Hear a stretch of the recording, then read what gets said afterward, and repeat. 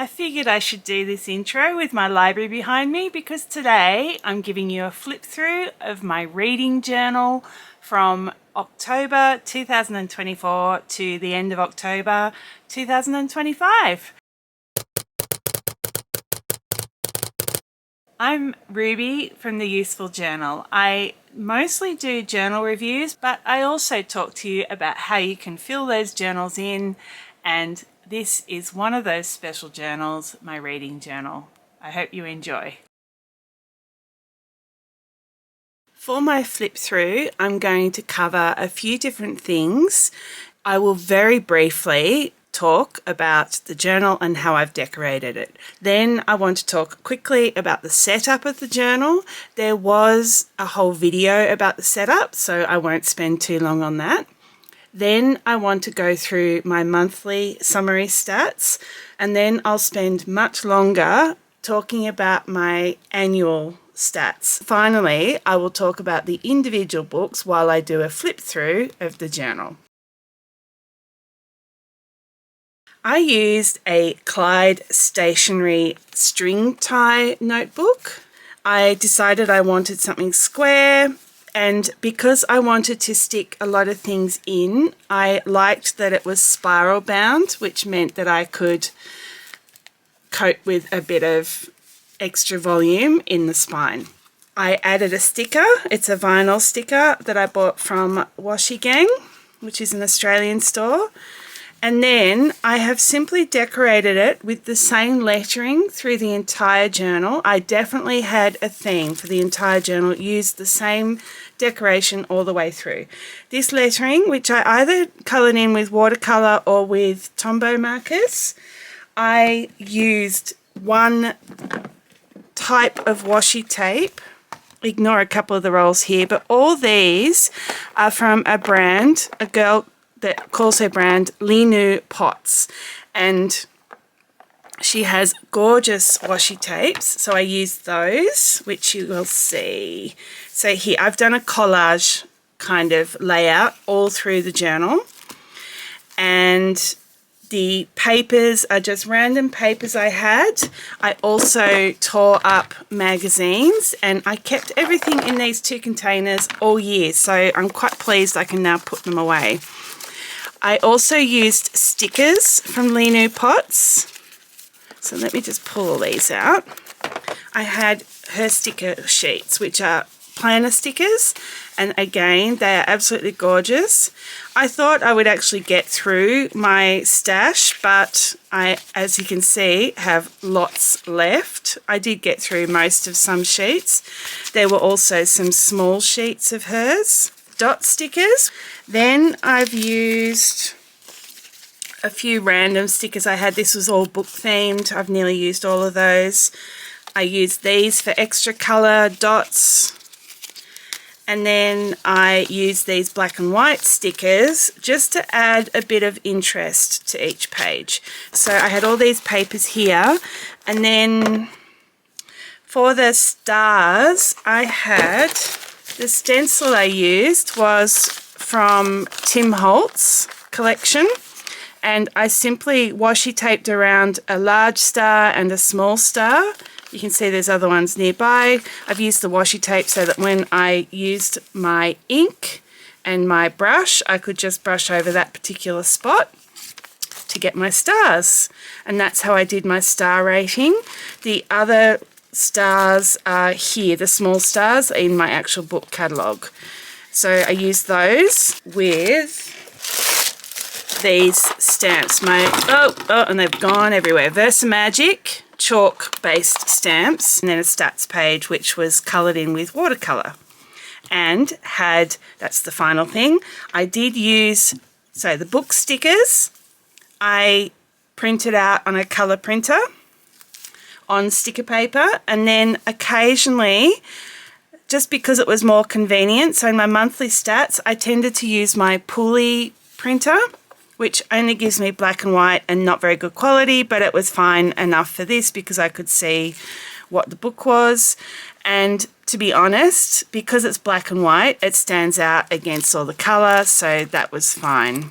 I used a Pigma Micron pen a lot to outline because then it's not affected by watercolour. It's waterproof once it dries. And all year in this journal, I used, where is it? A Lamy Safari pen, which is a fine nib. Now, this is quite thin paper. It wouldn't have coped with a heavier ink. I think I started with a darker grey, but I did use grey inks through the entire book. About 4 different samples covered the entire book. The fountain pen had to be a fine nib because in my pen test I found that heavier nibs and darker inks tended to show through a little bit. Just a little bit of bleed through. It works really well to have all your supplies if they're going to be used for a whole year in a container so that you can quickly pull them out and use them. Now setup. Obviously you've got the title page. I had my goals for the year, which was only 8 books, and I think that was a good number. I had my to be read list. I only actually got to one of the books on that to be read, but this other one, the Foundation series by Isaac Asimov, will be up front in my next journal. I had lists of series, and I probably need to have more pages for this one. I had future releases to keep an eye on. Some of them are coming out next year. A couple of them I actually got to and read. I had my did not finish list. I'm not sure that I will bother with this in future. I tend to read books that are highly recommended. I read reviews of books to make sure it's going to be something I'm interested in.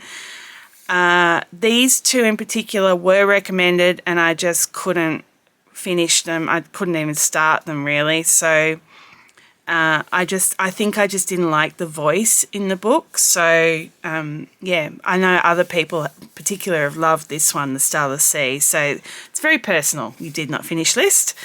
Then I had, these were books I borrowed from my library, and it was just reminding me, became less relevant as I started reading more and more ebooks and audio because it just automatically returns on the app. In the beginning, it was more to remember what I'd borrowed so that I didn't put a book down somewhere and forget I had it. Then I've got my book catalogue and all the books that I read for the year. Then I've got an evaluation, monthly stats. So my book reviews, I had let's go later because I got a bit of a pattern later. I had the title, I had the author, the source, which was either Kindle or a library or wherever I got the book from. Some of them were from my personal library. The format, so that was ebook or a paperback or a audiobook or some other sort. And then the genre. And then if it was a goal book like this one was, I noted that it was a goal book. If it was part of a series, I noted the name of the series. And then if we find an audio book, I noted who the narrator was for audiobooks. So they're the things that I noted down about each book. I had a title page for each month, and then in my stats I recorded a bookshelf that showed the number of books I read that month. 1, 2, 3, 4, 5, 6, 7, 8, 9, 10, 11, 12. I occasionally had different types of bookshelves. Let's go to a different month. Yeah, here we go. I tried out lots of different bookshelves, always showing the number of books I'd read that month. I noted the genres and how many of each genre I read that month. I noted my favourite read for the month. I noted how many goal books I'd read that month. How many of those 12 books were 4 or 5 star. I noted how many were Kindle reads, how many I got from particular libraries, DNFs, and then I noted also how many were audiobook and how many were ebooks. January, February, and then we've got, mustn't have been as many books. I definitely had different paces of reading throughout the year. There's March. So only 6 books in March. September I had 4, 8, 9, 10, 11, 12, 13 in all September. And then October, which was the last month in this book, I had only 6. I will note it also had this double-sided pocket in the back. The pocket was a little bit loose and things kept falling out when I tipped my journal upside down, so I ended up keeping things in an envelope. I will simply save these stickers for my next journal, so they're not going to go to waste. So what we're going to do now is go through my annual evaluation of books. I kept a record of my favourite book each month, and you would have seen that. But I realised that in some months I actually had multiple 5-star books, and in some months I didn't have any at all. So we can see, say, I think there was a few months where there were several. So in June I had 1, 2, 3. I had 3 5-star books in June, which meant that I was having to choose my favourite book for that month out of 3 different 5-star books, whereas other months only a 3-star book was the favourite. So I thought, and I have done an evaluation like that, and we'll get to that at the end. It's here. That is my favourite books per month. But I decided that it would be more accurate to find my favourite book of the year to look at my 5-star reads. I had 12 in the 11 months. So what we do with this setup here is you number your books, you number from 1 down to, well, in this case, 12. And it's very important to get your numbering from 1 up there and 1 down here. Otherwise, your graph will look like that and it looks a bit funny. So what we do is we go, okay, book 1 is Necessary Lies by Diane Chamberlain. We say, okay, did we like that better than Atomic Habits? Yes, I did. So I put 1 in that box. So out of 1 and 2, I've chosen 1. Was it better than Fingersmith? Oh, that's a hard one. I think I liked Fingersmith better, so in this case I'm going to put 3. Thornbirds, I think I liked Necessary Lies better. Unbound, definitely liked Necessary Lies better. Watership Down, oh, such a gorgeous book. I think Necessary Lies, just because it really opened my eyes to something and it was a good read. It had an impact on me. I think that's why I'm putting that first. Court of Thorn and Roses, I think definitely Necessary Lies. This was my favourite. Look, obviously I liked a Court of Thorn and Roses series, and I know a lot of people will think that's very mainstream of me, but I don't care. It was a good read. And I didn't put them down. So I did love this book particularly. That was my favourite of the 4, so it's clearly going to be the winner out of those 4. Did I like it better than Necessary Lies? That had an impact. That was a good read. I'm going to put 8, I think. Then this one, definitely 1. Oh, hang on. 7, yeah. 8, 9, 10, 1. Definitely was better than Paper Magician. This was an outstanding book. I think I'm going to put 12 ahead of 1. Okay, so we're getting a bit of a pattern here. Clearly this was a good book. Now, compared to this. So we don't have to compare these two again. I'm only having to compare 2 to 3 because I've already done 2 to 1. So this will get quicker as we go. So 2 to 3, I definitely liked 3 better. Thornbirds, I liked Thornbirds better. Unbound. Look, this is such a useful book, but in terms of reading enjoyment, I have to say that probably most of these come ahead.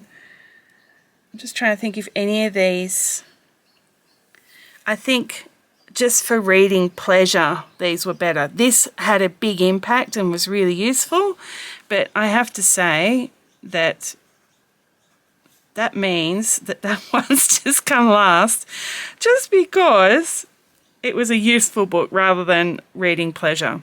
Fingersmith. We've got to rate it against all the rest. So we've already compared all these. Against Thornbirds, I did like it better, I think. Yes, this was a really good book. Watership Down, yep. Better than all of those. This one made me cry. This one, yeah, I think I preferred The Women. Wow, it's obvious which one's the winner here. First was The Women. That's not how I thought this would go.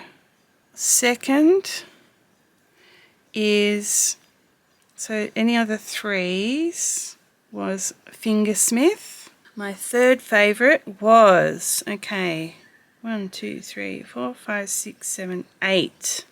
I've got 8 ones. And then the other popular one was probably 8. So let's have a look. 1, 2, 3, 4, 5, 6, 7, 8. Oh, we've got a draw for third. Necessary Lies and A Court of Mist and Fury. Thornbirds did do okay. 1, 2, 3, 4, 5, 6, 7, 8. Oh, I've got a third draw for third. I like the mix of books I've got in my top 5 books. That's my 5-star reads evaluation. So we've got my first was The Women by Kristen Hanna, which is about women nurses in Vietnam and what they experienced when they came home from the war. The second was Fingersmith, which was by far the best switch up in a book that I've ever read. And it's about a girl who grows up in a family of basically pickpockets in Victorian London. Necessary Lies is about the eugenics program in North Carolina, I think it's based in. And it was about how they sterilized women that they didn't believe should be allowed to have children. An amazing book. I didn't know anything about the eugenics program before I read that book. The fourth one is A Court of Mist and Fury. Many of you will be aware of this book. It's the second book in the series of currently five books by Sarah J. Maas. It's the Court of Thorn and Roses series. She is currently writing a 6th book. It's a romantasy series, basically, about fae and high fae and humans and lots of battles and wars and things like that and magic and just really, there's a bit spicy. Couldn't stop reading them, read them so fast. And then finally Thornbirds, which is about a priest that has an inappropriate relationship with a girl. Very good book and an Australian classic that I have read before. So if we get into our end of year stats, I have a similar table for each month. When we've done the 5-star stats, we kind of probably know how this is going to turn out. 8 was better than 2. Very different books. Hangdog Days is about the history of climbing and sport climbing and the battle between free climbing and sports climbing. It was one of my goal reads.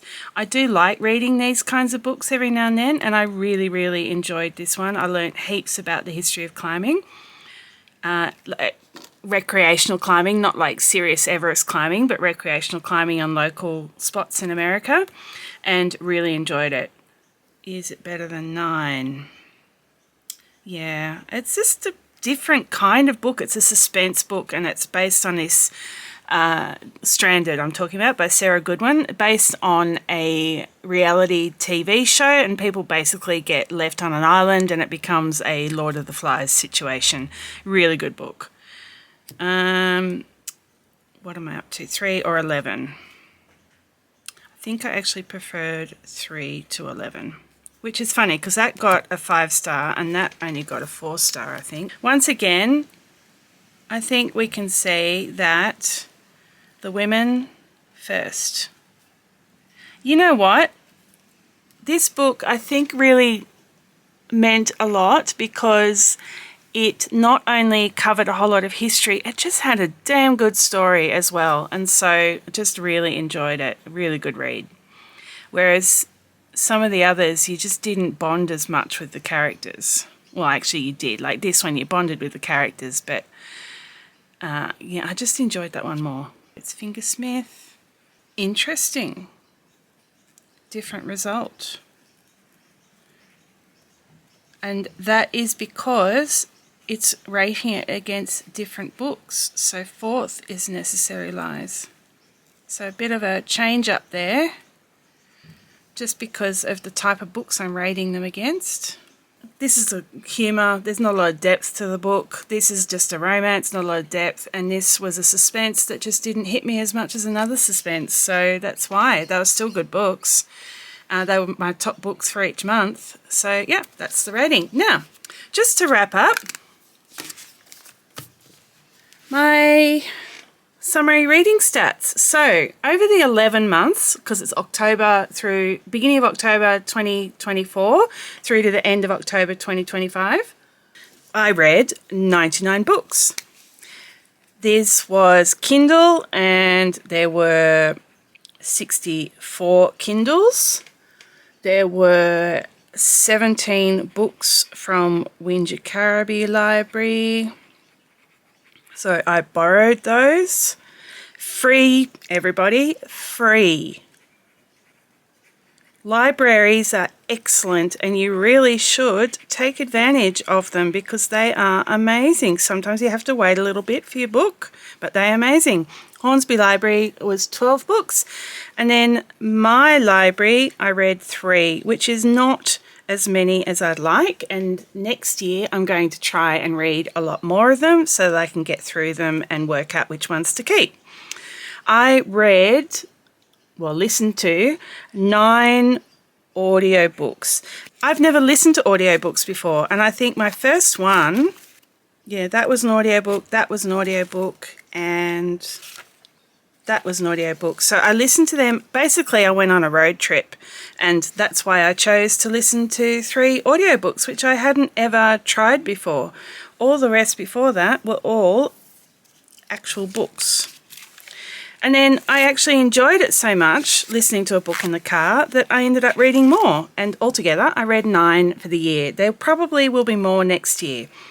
I spent a total of $1.67 on books.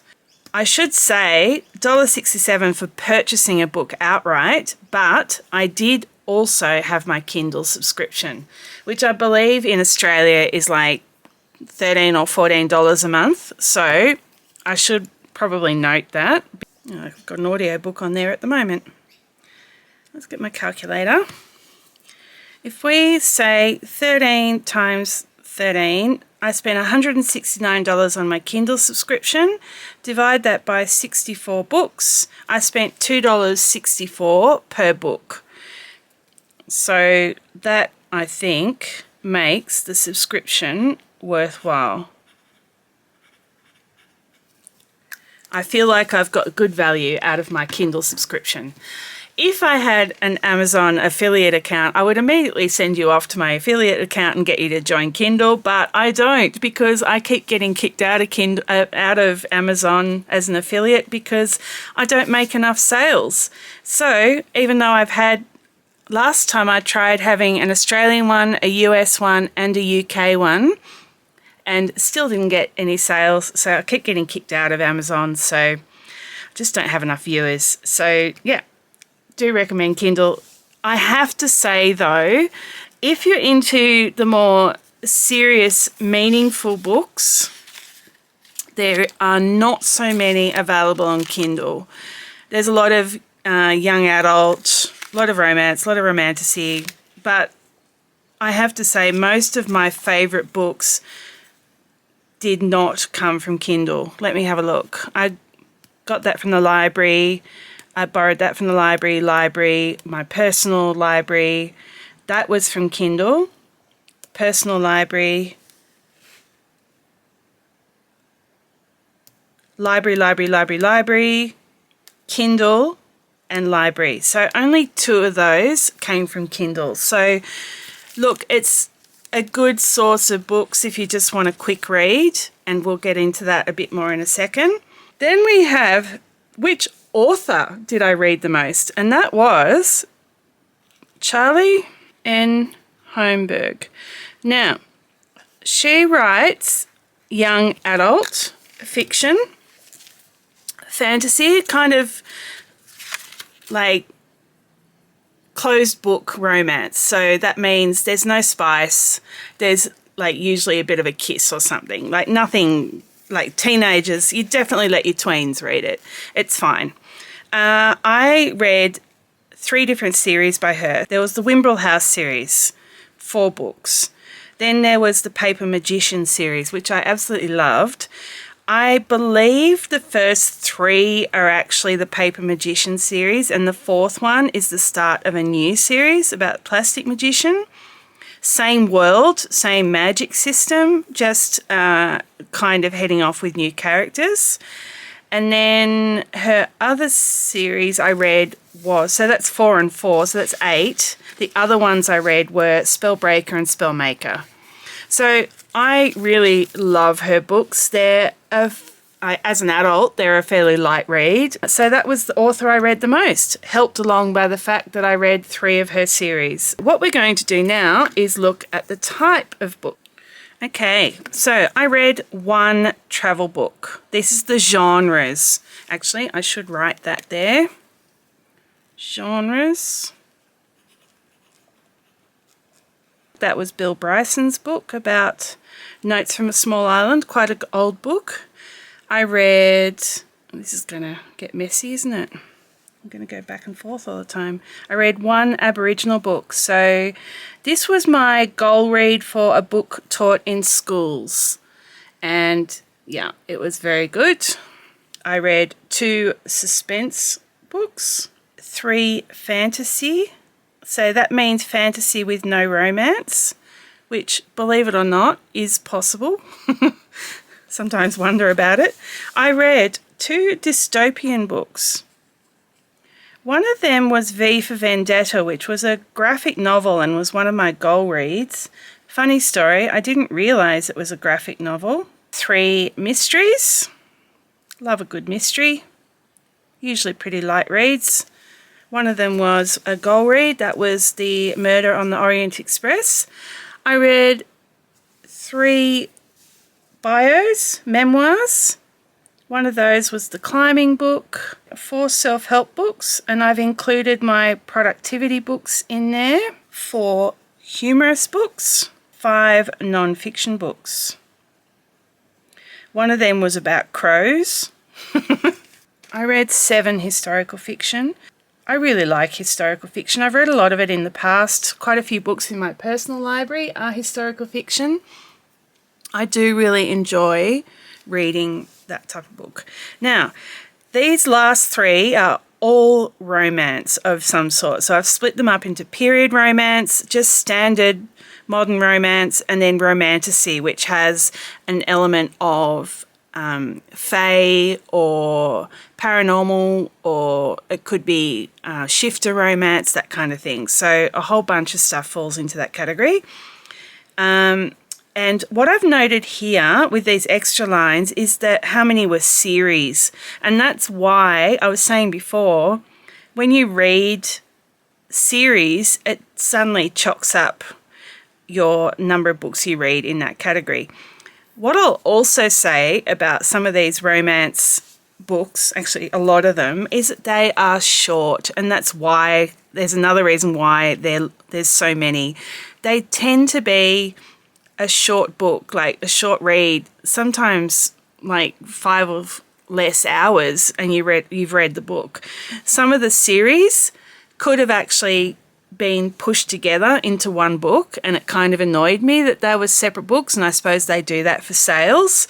An example of that is Leah Stone's series, this one, Skyborn, Earthbound and Magic Ton. These could easily have been one book. They were so short But, I mean, that's, I suppose, how she makes her money. Period romances tend to be a fairly light read too. Like, we're talking, like Mills and Boon, for instance, old school here, but they're short books. Like, they're not designed to be long, heavy reads. But some that were like A Court of Thorn and Roses. I did read them quickly, but that's because I didn't sleep for a few days. So, yeah, you can get some longer ones. Definitely a few of these were on the longer side. So, 12 period romance. Romantasy, I read a lot. 30 romantasy. And that is, like I said, largely due to the fact that they were series. And then finally, we have just normal romance. There was one kind of series I read. Look, they were always standalone. The one series was 5 books that had the same characters through the whole 5 books, but each book was standalone and dealt with their own romance for separate characters. Clearly like getting a bit of a romance fix, and I clearly like a bit of fantasy. But I think, as we've already noticed from my favourite reads, I do get more out of the other books. I enjoy these, they're nice to read, but the ones that sit with me and make an impact tend to be historical fiction when it's based on true history, like a fictional story based in a truly historical moment, like the Vietnam War or eugenics program. So I like learning something while enjoying a good story. I liked the suspense more than I thought I would. I've read a few travel books through my life, but not a huge number. And yeah, I like to throw in the odd non-fiction or biography to mix things up a bit. So that is my summary for 2024-25. Okay, so let's go back to the beginning and do the flip through, and we'll talk about some of the books. So, title page, goal page. I set myself 8 goals for the year. Reread a book I loved. I chose The Thornbirds from my personal library. I hadn't read it for a couple of decades. It turns out that I didn't really remember how the story went, so it was like reading a book all over again, and I really enjoyed it. It was in my 5-star books. I chose a travel journal. I have read a few of Bill Bryson's books before, and I hadn't read this one about England. This was not one of his best, but glad I read it. Book taught in schools.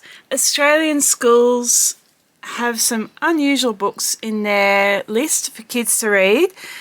This was Swallow the Air, which was a really important book. It was about an Aboriginal girl who her mother dies and she grows up in an abusive situation with a relative, and then ends up going to try and find her country and her roots in country New South Wales in Australia. So really good book. It was quite short. It was very descriptive, and I have to say a surprisingly difficult read considering it was aimed at young adults or like teenagers.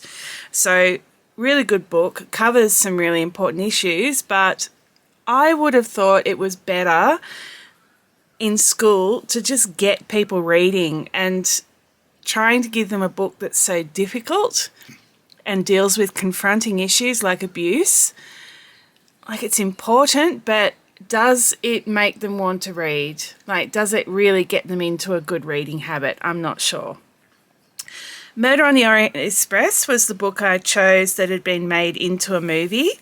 I realised that I should have chosen a book that I could watch the movie for, so I could compare the book to the movie. At the moment, it's not available for free on any of the streaming channels, so I'd have to pay for it separately, and I haven't done that yet. I may do it. I'll be interested to see how they've done it. But it was a very good book. Genre I don't usually read. This was about climbing. about mountain climbing, and it was about the development of climbing in the USA. So recreational climbing at local climbing spots. I really enjoyed it. V for Vendetta. So when I chose this book, it was my dystopian book. It is absolutely dystopian. The category was absolutely correct. However, it turned out to be a graphic novel, and I found it quite hard to get into. I didn't love it, and I think it's mainly because it was a graphic novel. So I actually set myself two challenges here, in that I was reading dystopian and I was reading a graphic novel, neither of which I've read a lot of. I've never read a graphic novel before, just couldn't get into it. A book that was banned, I chose Lady Chatterley's Lover, and oh my God, I wish I'd never read it. It was so bad. I chose it because it was always that book that was kind of listed as, oh my gosh, this was such an edgy book because it was banned for decades, and it had things in it that people just shouldn't be reading about. And I thought, I've got to see what this is about. And I read it, and it was a really bad book. And perhaps it was of its time, and that it just seems bad because writing styles have changed. I don't know, but I just did not enjoy it at all. And I've read other D.H. Lawrence and I have liked their books. So yeah, this one, didn't love it. And Non-Human Characters, which could also have fallen into rereading a book I loved because I have it in my personal library, Watership Down, which is about the politics within rabbit burrows, and also deals with a lot of human issues, and it's just a beautiful book. And every time I've read this, I've cried, and yeah, no exception this time. So overall, quite pleased with my goal books. I chose books that I wouldn't normally read for most of them. So yeah, I do really like having a goal challenge, and we'll definitely do that again. I've already talked a little bit about my to-be-read list. I didn't use this for books that I knew I was going to read in the next month or so.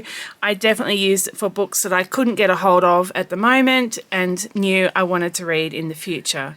I'm not sure if I'm a huge fan of that idea of putting pages and pages of books in your to-be-read list and you've got to try and tick them off. It just adds too much pressure having this huge list of books that I must read. And I'm not a big believer in buying a whole bunch of books that I will read sometime in the future. I buy books that I'm going to read soon, and every book in my shelf has been read. So yeah, it's just not my thing. It is a good way though to record books that you can't get a hold of that you want to note down for future. As I mentioned earlier, my series list will make that bigger. Future releases, it's a bit like the to be read. I've already talked about my did not finish list. Probably won't bother. I do like the library list. I will keep doing that. And then I've got my books layout, and all I've done here is simply note the month and the books that I read in that month, and then I've noted how many stars each book got. Kind of acts as a bit of an index. If you had page numbers, it would be very simple to add page numbers next to the stars, or maybe just a page number at the beginning of the month. I don't know, whatever floats your boat there. But I do love having this, and it's so satisfying looking at all the books you've read. It's such a good feeling to go through them all. Then we've already gone through my 5-star reads reviews. Then we've got my monthly. So this is starting last October, and the books I've read. Bit of a summary. I noted just general thoughts about the book. Sometimes it was about how it was written or structured. Sometimes it was about the characters.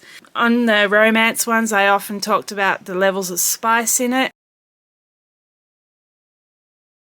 In my next reading journal, I will definitely give a bit of a scale for my star rating, and I will probably rate the spice level as well, because I do read a little bit of spicy stuff occasionally.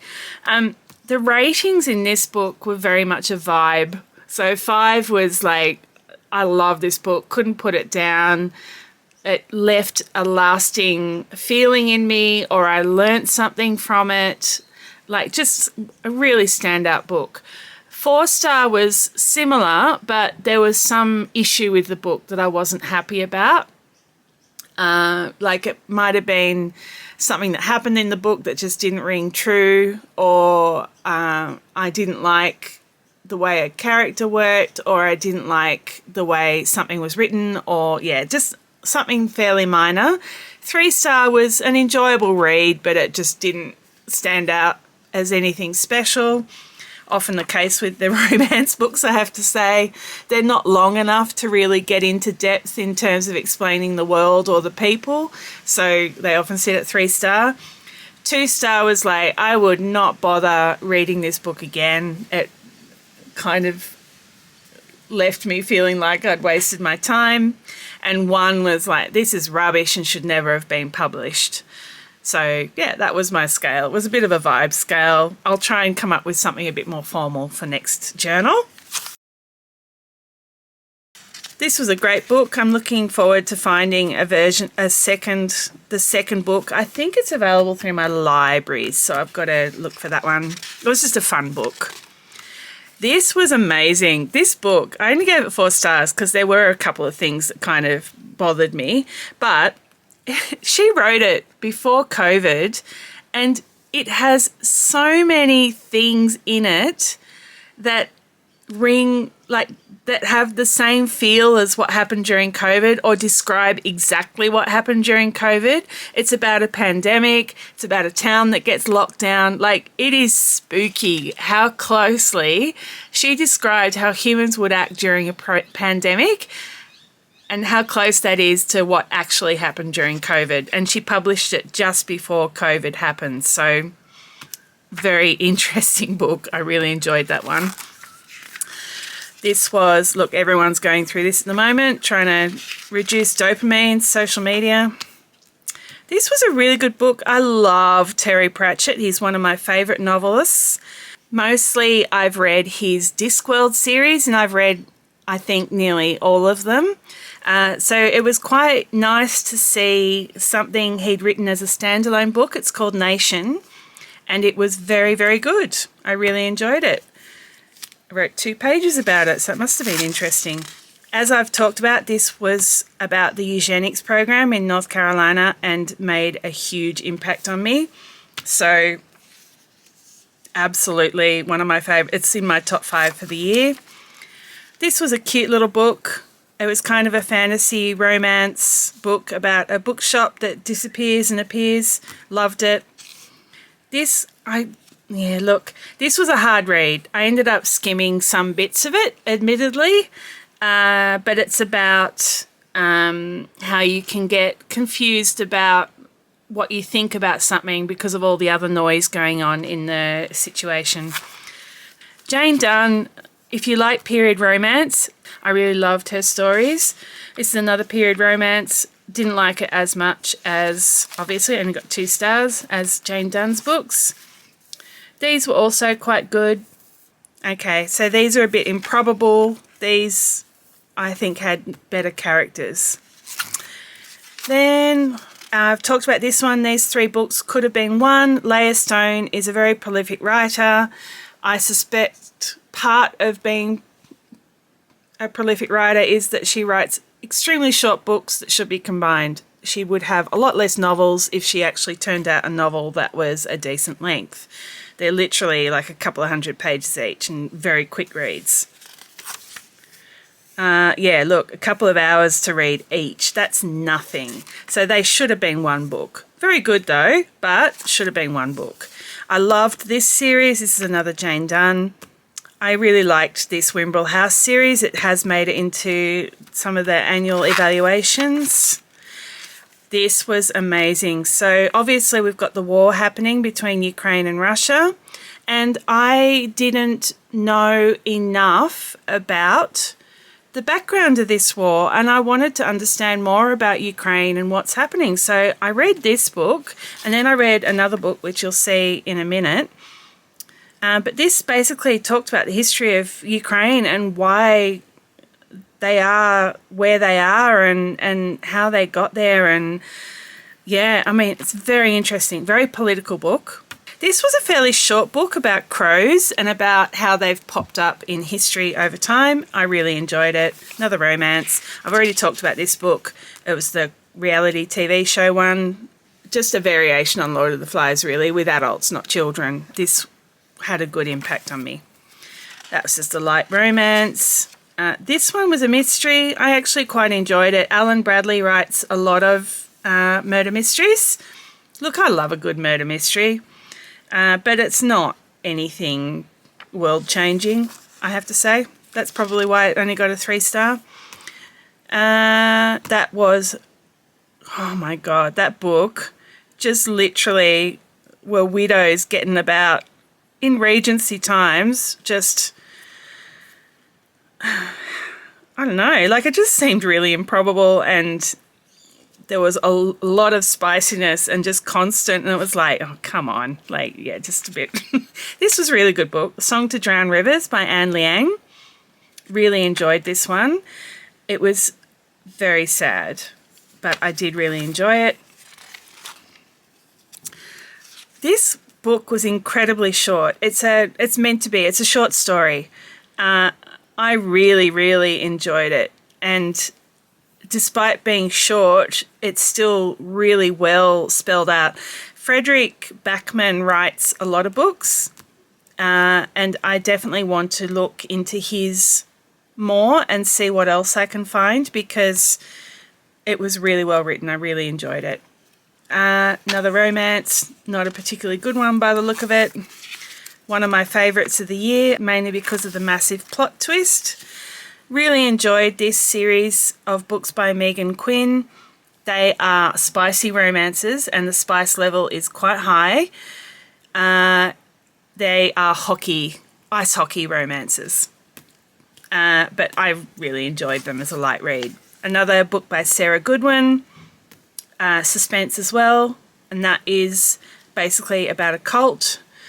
Another one by Phoebe McLaughlin. Oh no, I've got 2 by her. That was okay, but not anything special. Quite short, nothing too much to say there. I think I spent most of this 2 pages saying how much I disliked this book. I've talked about that already. Watership Down by Richard Adams, I already talked about. Beautiful book. This is another in the Wimbrel House series. Charlie N. Holmberg was my favourite author of the year, my most read author of the year. I do love her books. They are definitely young adult. Megan Quinn again, so another of that hockey series, another of that Wimbrel House series. Now, I read a book that gave me this perspective from the Ukraine side, so I thought, only fair, I should read a book about Russia. And this was how Putin has managed to keep Russians in general, I have to say, on side with his policies. And it was a bit scary about the way he has managed to manipulate the media. It's written by, I think the authors are English, Samuel Green and Graham Robertson. They do try to give a fairly balanced perspective, but it is definitely not pro-Russia. I don't know who you'd read if you want a pro-Russia perspective, but it does explain to some degree why Russians haven't fought harder against Putin. So that was a very interesting read as well. Quite dense. Took me a long time to read, and I think I had to borrow it once or twice, but definitely glad I read it. This was a gorgeous book, just about a World War II, was it World War II or World War I? Following First World War. Yeah, it was basically about women that had been allowed to do things during First World War, and then suddenly they were put back in their place. So quite an interesting book. And we've got a couple more of those hockey romances. This was a book about journaling.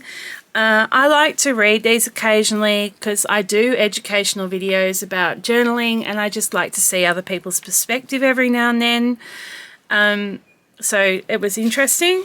Wasn't groundbreaking. It was stuff I knew already, but it was a good book. I've already talked about this one. Wasn't my favourite. It wasn't as much an audio as it wasn't as much a travel book as talking about. There was just too much whinging, to be honest. He just whinged through the whole book, and that just bugged me. This was hilarious. Very, very funny book. Listened to it while I was driving.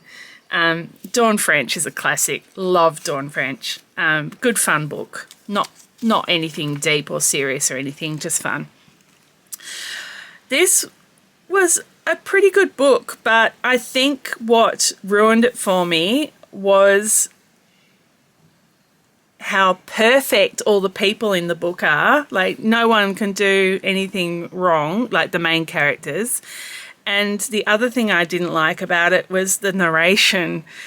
Mark Meadows narrated this book by Wilbur Smith, River God, and he tried to do the female voices, and it was just awful. It really put me off because I was listening to an audiobook. I don't know whether I would have liked it better when I was reading, but it was incredibly long, and yeah. Interesting. I learned a little bit about Egyptian history. I haven't read a lot about that before. Loved this. Good Omens was not written as a book. In truth, it was written as a radio play. It was an awesome audiobook, really well done. Obviously written for radio, so it's going to be a good audiobook. I actually liked this so much, I then ended up watching the TV series, and that's partly because, oh my gosh, it has my absolute favourite David Tennant in the book, and he's playing alongside Michael Sheen, and those two together are just gold. David Tennant, if you're not sure, he played Doctor Who for a while, and he's got a Scottish accent, and people just love him. So he was very good in the TV version. So I did actually watch that on TV in the end as well. Then we have Hangdog Days, which was one of my goal books, and that is by Jeff Smoot, about the history of climbing. I've already talked about that a bit. The Ether Witch. So this comes from a series. It started out as The House Witch. I think that series had 4 books, and then there was a second series that was about the princess who was the daughter of the House Witch. I read all those ones. The Ether Witch is the 3rd series, Delham Huck. That's the only name you're given as the author. Love these books. They're very light reads, but I do like reading them. I would say young adult, but there's a tiny bit of spice in there, not a lot. It's pretty light. So, yeah, really enjoyable. Back to this is another book in the Wimbrel House series. This was an audiobook I listened to that was about, and it was read by the author, Victoria Vanstone, and it was basically about alcoholism and how it all happened. Very interesting book. Really good read and really well narrated. I do prefer when books are narrated by the author. It just comes across a bit better, like they express it the way they intended it to be expressed. Some more period romances, nothing exciting there. This was a cute little book, The Pretty Delicious Cafe by Danielle Hawkins. Then I read I've had some experience of narcissism in my life, so I just wanted to understand a bit more about it. So I read this book, which was actually very good and explained narcissism really well. That is by Judy Dyer. Then I started reading A Court of Thorns and Roses. I kind of resisted this for a while because I thought, it's totally overhyped, it's popular, it's on everyone's book talk. It can't be as good as everyone's saying, it's just been overhyped. But I read it and I loved it, and 4 of them got 5 stars. So, and I'll explain why one of them didn't. So I actually really enjoyed it. I don't think it's for everyone. A friend of mine described it as soft porn. There's not much in this one, but there is in the later ones. So the spice levels can be a bit high, but yeah, I enjoyed them. This was a nice little, this was just another romance, but not a very good one. I ended up learning so much from this book about Atomic Habits by James Clear that I ended up doing a whole series in my recent journal on applying atomic habits. And I've got several videos about atomic habits on my channel. So if you're interested in a really useful way of managing yourself and setting yourself targets and things to improve your life, really worth a read. I loved this series by Charlie Homburg. It's called the Paper Magician series. There's 3 books, and then there's a 4th one that I think is a new series. I loved this in particular because she's got a real talent for coming up with magic systems, interesting, innovative ones that don't make use of the magic that you see in other books. And so I really, really, really enjoyed this. So, and also the characters were great. I really got into it. It's young adult again, so spice levels are pretty much non-existent. So yeah, really worth reading if you like that kind of book. And these are the 2nd and 3rd books. I've rated them all 4 stars, except for that one that got 5 stars. And I think that's just because that was the first one. This is the one in that series that I think is a new series. My 5-star read, which is also a challenge read, Thornbirds. I've talked about that already. Here's 2 more books in the Court of Thorns and Roses series. Also gave them 5 stars. This one wasn't as good as the first 2, but it was still very good. Really good battle scenes, which I think a lot of romantasy books struggle with. This I read and just went, I didn't get into it, and I've talked about this one already. I loved this series. It's been criticised a lot for copying other series, like for instance A Court of Thorn and Roses.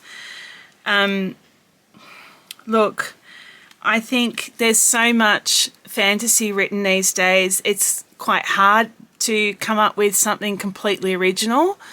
And that's why I appreciated the Paper Magician series so much, because it did feel original. But these ones, regardless, were really good reads. I don't care if it's got a similar sort of feel to another series. As long as it's got a good story and characters I like and it's written well, who cares? I'm enjoying reading it. So I did enjoy those. There is another book being written at the moment, so that is on my wait list. I am looking forward to reading the 3rd book.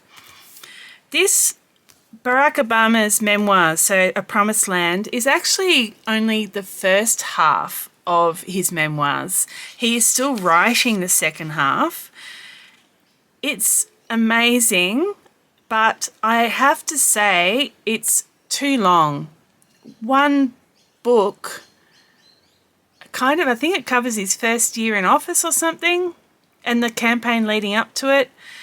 He's so worried about something he did being misrepresented, or not, like people not understanding the context of his decisions, that he over explains it. And the book just got into so much detail about situations that you just kind of switched off a bit, which is why it only got 3 stars. However, I've lived through the Obama presidency, so all 8 years of it, so I was aware of him being there and what he did. I admire him. So, I did enjoy reading it, but my goodness, it could have done with an edit and cut it down to like half its size, and it would have been a lot better. It needed, but I'm sure he didn't allow it to be edited because he even says in his book he's worried about people not understanding the context of some of his decisions, which means that he's uncomfortable with some of his decisions, which is interesting. But it was good. I listened to that as an audiobook, and it was narrated by him, which, as I've said, is a good thing. I did end up feeling a lot more empathetic to Michelle Obama and how the whole thing affected her, because she did not want to be a first lady, and she ended up being a really good one. So I admire her for that. This was a novella, so the 4th book in the series, and nothing happened. The story barely moved forward, and The spice was even underwhelming, which it hadn't been in previous books. It feels like she was taking too long to write the next book, so the editors said, look, you've got to put something out, and so she chucked this out. Total waste of time, could have left it out. It's a shame that that was released, and I read this and wrote my review and then read other people's reviews, and a lot of people feel the same. So not a huge fan of just sticking books in because you want to keep your readers happy. She should have just got on with writing the 5th book, or which is actually sometimes called the 4th book, and this one is called 3.5. That's how bad it is. Right, that didn't love it. It was just a shifter romance. I decided to read a couple of them. This was better than that one. Nothing outstanding there. Again, another romantasy. A lot of people said, after I read it, I really enjoyed it. A lot of people say it's like the Fourth Wing series, which I have just borrowed from my library and I'm just about to start reading. Like I've said earlier, I don't have a problem if it's like another series, as long as it's a good book, and it was a good book. So there you go. Just a basic romance. The 4th or 5th book in the series by Sarah J. Maas, depending on how you count them. This was really good, and I had been waiting for Cassian and Nesta's story for the previous few books, so it was nice to finally get there and find out what happened. Love that. I've already talked a bit about this book because it was one of my goal books, and it was a bit of a surprise, and I did find it a hard read. Nearly there. I've already talked about this one. This was just a mystery, good book. Both hockey romances. They were okay. Oh no, that's a football. That was a rugby romance. Liked that one a bit better. This one was not very good at all. It was a cowboy romance. Oh, there you go. The spice was a bit awkward, and didn't like it. And yeah,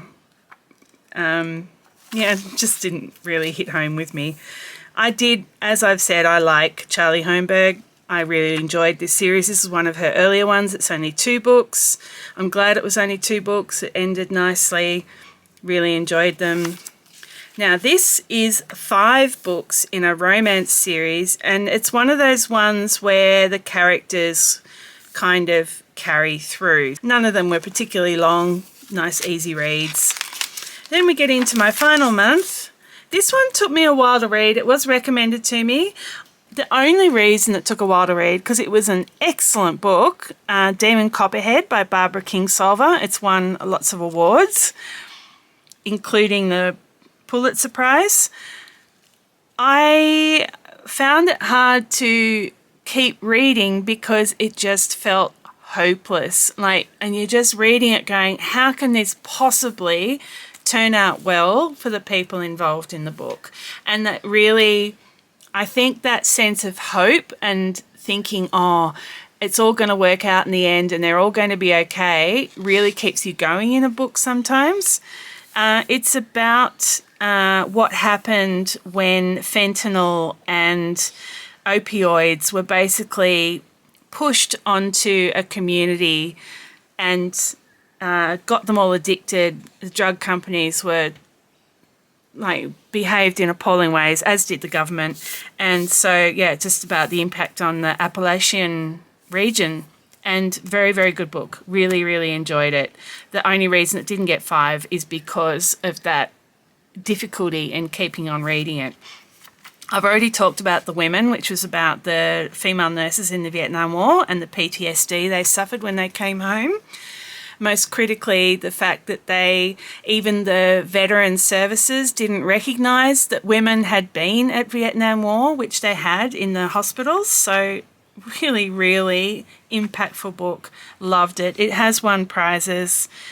This is my favourite book of the year. So really enjoyed it. And it was right at the end of the year. So had almost as much impact on me as the other book that I loved, which was the Necessary Lies. So, yeah. And then finally, end of October. It's a series of 4 books, all pretty short, probably could have been 2 books. Romantasy, yeah, and it's mainly, there is magic, but magic is a pretty minimal element in the book. It's definitely more about evil forces and wraiths and things like that, like supernatural things. Magic, however, has a pretty minimal sort of element in the book, and I really enjoyed them. The first 2 I enjoyed more. These are in the wrong order. That's 1, 2, 3, and then 4. I accidentally put them on the wrong page. I enjoyed the first 2 books more than the 3rd and the 4th book. Yeah, and that was my books for the last year. I hope you've enjoyed that run through. Really used the whole journal. I was hoping to carry it to the end of the year but couldn't fit things in, so that's it. And we will start my new reading journal in November, which is this month. Reading journals absolutely inspire you to read more. Jashi Koren has said exactly the same thing, that having a reading journal has made her read more. Obviously some of it's a bit crap, but I did read a lot of really good books too. So definitely recommend having one of these. It can be as simple or as fancy as you like. Come and check out my new one. See ya!